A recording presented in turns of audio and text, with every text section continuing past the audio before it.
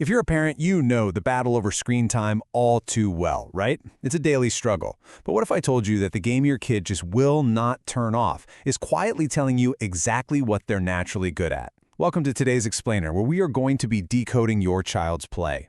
We're going to look at 5 distinct gamer profiles and uncover the hidden strengths that your child's favorite video game is secretly revealing to you. Look, we have all been there. It's a school night. You've already said it twice. That's enough. Seriously, turn it off. You look at them glued to that glowing monitor, and a part of you is absolutely sure this thing is just rotting their brain. And you know, most parents in this exact scenario never really see what's happening underneath. They just see the screen and the stubbornness. But that game isn't actually the core problem. It's a massive clue to who your child is and how you can best guide them. Now, what's really interesting about this slide is that parents usually just see a glowing screen. But kids don't get hooked on nothing. A game grabs your child because it hands them something they are deeply, deeply hungry for. Things like control, mastery, and belonging. Think of a kid who maybe barely speaks up at the dinner table, but online, with his squad, he's the one calling the shots. That game isn't stealing him away. It's fulfilling a deep, completely healthy psychological need that he just hasn't found anywhere else yet. Okay. Let's dive into Section 1, Connectors and Competitors, decoding the social and the fast-paced. Our goal here isn't just to figure out how to get them off the game, but to ask what the game is actually giving them and where else they could get it in the real world. To figure that out, we use the type of game they choose as a kind of diagnostic tool. First up is Type 1, the team player. This is the kid who practically lives in team games. You know, squad games, online shooters, anything played with a headset on and their friends in their ears. But here is the secret about this kid. What they're really there for isn't the game itself, it's the people. They absolutely love talking, coordinating, taking on a specific role. They love making the call when it counts. This child is a natural connector who just completely thrives on communication. But of course, there is a catch. The pull of that group gets so strong they will happily trade sleep or homework just to stay in it. When they say, "I can't stop now, my team is waiting," it's really not just them being difficult. You have to realize the reality here. You are fighting a friendship, not just a piece of software. So how do we guide it? Well, you give it a real-world outlet. I mean, the kid who flawlessly coordinates a 10-person raid online can absolutely organize this weekend's family outing.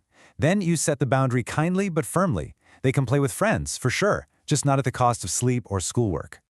That brings us to Type 2, the competitor. This kid is pulled toward pure speed. Fighting games, racing, basically anything with fast reactions and a real score on the line. Their strength is super obvious, right? Quick reflexes, huge energy, and they just come alive under pressure. They want to win, running their own best time again and again. And interestingly enough, research actually links fast action-style games to sharper attention and quicker, way more accurate decision-making. So the ability underneath this drive is completely genuine. But what do you watch out for with the competitor? Well, they lose, and they kind of come apart. The controller goes flying across the room. Let's be very, very clear about this. This explosive behavior is not the game turning your child violent. That whole idea is incredibly shaky. What is actually happening is much simpler. It's just an enormous, overwhelming feeling paired with mental breaks that are, well, they're simply still underdeveloped. So how do you handle the flying controller? The bad approach is yelling, "That's it, you're done." That just escalates everything. The better approach is simply naming the feeling. Next time, try saying, "Man, that one really got to you, huh?" You will practically feel the whole room settle down. Once you name that feeling, you can guide that fire into somewhere it can safely burn. Think a physical sport, a foot race against the clock, or taking a shot at their own real-world record. You just gently show them that losing is a normal part of playing, not the end of the world. Let's move to and see how this builds in Section 2, Strategists and Builders, the quiet thinkers and creative architects.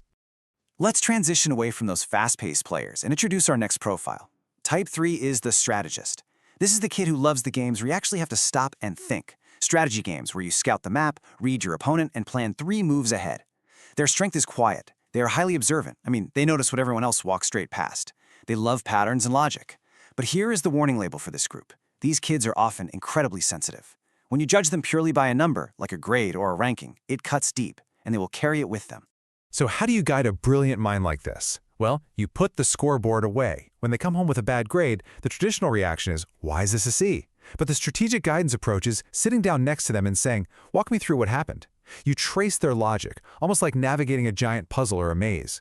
You pull the problem apart together and follow their reasoning all the way to the end. Because for this kid, reasoning is their ultimate gift. Don't crush their spirit with a scoreboard.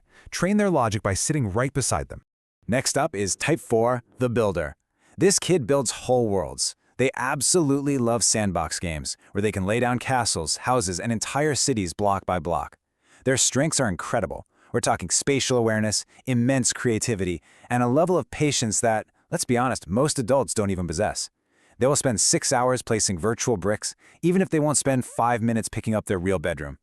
Notice what they don't care about at all? Winning. What they care about is the deep, quiet satisfaction of stepping back and saying, I made that. But builders have their blind spots. First off, time completely stops existing for them. If any kid needs clear time limits enforced, it's the builder. You literally have to help them plan around those limits. Second, and this is a massive warning, they can be crushed in a single sentence. If you glance at hours of their virtual work and absentmindedly ask, what's the point of that? Something inside them quietly shuts off. Instead, you've got to validate their creations. Ask them about it, then take action. Ask for their help building a real physical project. The kid who designed a digital castle can absolutely help you lay out a new wooden bookshelf in the living room. All right, moving into Section 3, the free-roaming explorer, curiosity without boundaries. Now, this next profile is for the parents whose kids seem to ignore the main objective of a game entirely. Type 5 is the explorer. This is your wanderer. They love open worlds games, and they are the kid who totally ignores the main mission just to go poke around the very edge of the map, asking, wait, why is there a door there? Their strength is massive. Deep curiosity, rich imagination, and a fearless love for figuring things out by trying and getting it completely wrong. This child is absolutely full of wonder. But here's the thing you must understand about explorers. They push back hard against being scheduled. If you hand them a worksheet-shaped task, they will resist. If you push harder, they will dig their heels in even deeper. You have to realize that this isn't defiance, right? It's simply their personality. Strict, rigid rules will absolutely backfire with this kind of mind. So how do you actually foster an explorer? First, ditch the rigid rules. Instead, point their natural exploring toward the real world. Get them out in nature, take them to a library, buy a science kit, visit a museum. Let them choose the subject to obsess over. The kid asking why is there a door in a video game will happily spend a whole afternoon learning why the moon changes shape, as long as the question was theirs to begin with. You just provide a little structure, a clear time limit, and a whole lot of room to discover.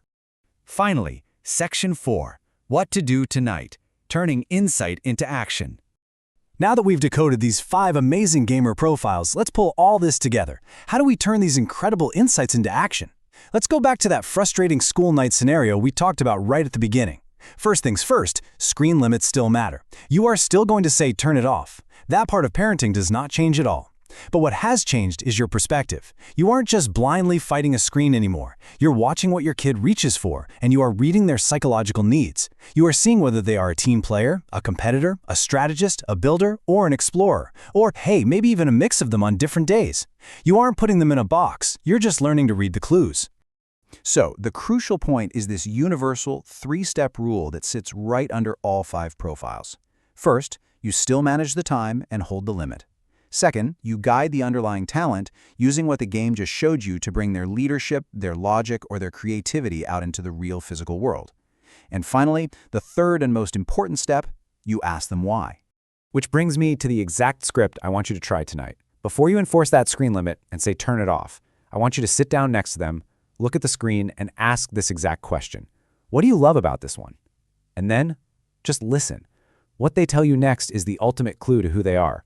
I would absolutely love to know down in the comments which of the 5 types is your kid. Please subscribe for more explainers like this one. And I'm going to leave you with this thought to chew on. If a simple video game can unlock your child's hidden genius, what else are we mislabeling as a distraction when it's really a roadmap to their future? Thanks so much for joining me, and I'll see you next time.